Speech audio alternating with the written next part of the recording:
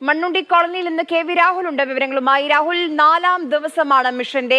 ആശങ്കയുടെ 4 ദിനരാത്രങ്ങളാണ് അവിടെയുള്ള ജനങ്ങളെ സംബന്ധിച്ച്. ഇപ്പോൾ ഏറ്റവും ഒടുവിൽ ലഭിച്ചിരിക്കുന്ന വിവരം അനുസരിച്ച് ആന എവിടെയാണുള്ളത്? ഇന്ന് മിഷൻ നടക്കാനുള്ള സാധ്യത എത്രത്തോളം?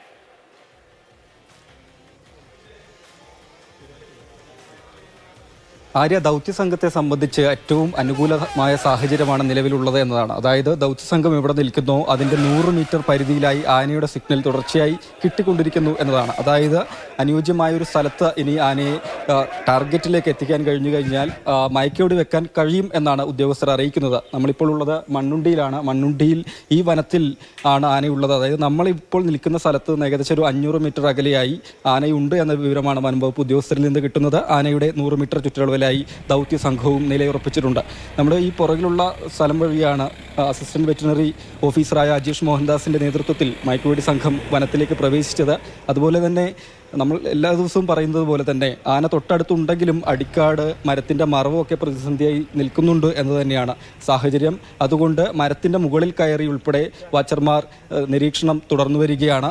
ആന തുടർച്ചയായി മൂവ് ചെയ്യുന്നതും ദൗത്യത്തിന് പ്രതിസന്ധിയായി നിൽക്കുന്നുണ്ട്. കാരണം ആന ഇന്ന് രാവിലെ ആദ്യം ലൊക്കേറ്റ് ചെയ്യുന്നത് ഇരുമ്പ് പാലത്താണ്. അതായത് ഇന്നലെ വൈകിട്ട് മണ്ണുണ്ടി കോളനി പരിസരത്തായിരുന്നു ആന ഉണ്ടായിരുന്നുവെങ്കിൽ വനത്തിലൂടെ ഏകദേശം ഒരു 2 കിലോമീറ്ററോളം ദൂരം സഞ്ചരിച്ച് ആന ഇരുമ്പ് പാലത്തേക്ക് പോയി. അവിടെ നിന്ന് പിന്നീട് അടുത്ത സിഗ്നൽ കിട്ടുന്നത് ആന മണ്ണുണ്ടി ഭാഗത്തേക്ക് തന്നെ തിരിച്ചു വരുന്നു എന്നതാണ്. ഇപ്പോൾ ഒരു പരിധിവരെ മണ്ണുണ്ടി ഭാഗത്തേക്ക് വന്നു. അവിടെ നിന്ന് ആന വീണ്ടും ഡയറക്ഷൻ മാറി സഞ്ചരിച്ചു. പിന്നീടാണ് മണ്ണുണ്ടി ഭാഗത്തേക്ക് തന്നെ വന്നിട്ടുള്ളത്. ഏറ്റവും ഒടുവിലായി ഇപ്പോൾ മണ്ണുണ്ടി ഭാഗത്ത് ആനയുണ്ട് എന്നത് ഒരു അനുകൂല സാഹചര്യമായി വനം വകുപ്പ് വിലയിരുത്തുകയാണ്. കാരണം ഇനി ആനയെ കൺമുൻപിൽ ഒരു അനുയോജ്യ സ്പോട്ടിൽ കിട്ടിക്കഴിഞ്ഞാൽ മയക്കുവെടി വെക്കാം. ഇവിടെ വച്ച് മയക്കുവെടി വെച്ച് കഴിഞ്ഞാൽ കുങ്കിയാനകളെയും അതുപോലെ ആനയെ മാറ്റുന്നതിനുള്ള എലിഫന്റ് ആംബുലൻസ് വാഹനവും ലോറിയും എത്തിക്കാൻ പറ്റും എന്നൊരു അത്തരത്തിലൊരു സാഹചര്യമാണ് ഇവിടെ ഉള്ളത് എന്നാണ് വനം വകുപ്പ് ഉദ്യോഗസ്ഥർ അറിയിച്ചിട്ടുള്ളത്. എനിക്ക് മുൻപിലായി ഒരു തോടുണ്ട്. അപ്പോൾ ഇൻ കേസ് ആനയെ ഇവിടെ മയക്കുവെടി വെച്ച് കൊണ്ടുപോകുന്നതിന് ഒരുപക്ഷെ ഒരു പരിധിവരെങ്കിലും പ്രതിസന്ധിയാവുക ഈ തോടാണ്. എങ്കിലും അത് പ്രശ്നമുണ്ടാകില്ല. ഈ വഴി തിരഞ്ഞെടുക്കുന്നില്ലെങ്കിൽ ഇരുമ്പുപാലത്ത് നിന്ന് മണ്ണുണ്ടിയിലേക്ക് വനം വകുപ്പ് മാത്രം ഉപയോഗിക്കുന്ന വഴിയുണ്ട്. ആ വഴി കുറച്ചുകൂടെ വികസിപ്പിച്ചു കഴിഞ്ഞാൽ വാഹനം കൊണ്ടുവരാൻ കഴിയും എന്നാണ് ഉദ്യോഗസ്ഥർ പറയുന്നത്. എന്തുതന്നെയായാലും 4ാം ദിവസമാണ്. വലിയ പ്രതിസന്ധി നിറഞ്ഞ ദൗത്യം അത് മുന്നോട്ട് പോയിക്കൊണ്ടിരിക്കുന്നത്.